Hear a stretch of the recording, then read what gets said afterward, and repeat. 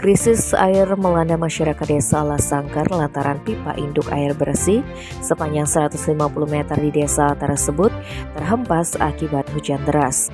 Tak ayal warga menunggu mobil tangki BPBD Buleleng untuk mendapat air bersih. Hujan deras yang terjadi Rabu 8 Maret mengakibatkan pipa induk air bersih sepanjang 150 meter terhempas. Pipa induk yang terpasang di Tukat Buwus itu terseret arus akibat debit air di sungai tersebut meningkat. Hanyutnya pipa induk itu membawa petaka bagi ratusan kakak di Banjar Dinas Alasangkar, Desa Alasangkar, Kecamatan Buleleng. Akses air bersih pun sulit.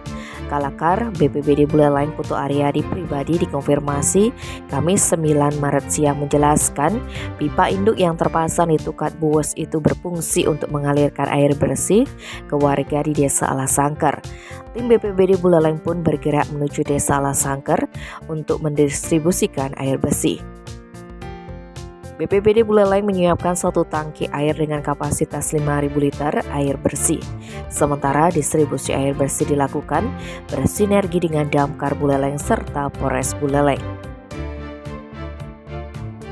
Tim Bali Express melaporkan.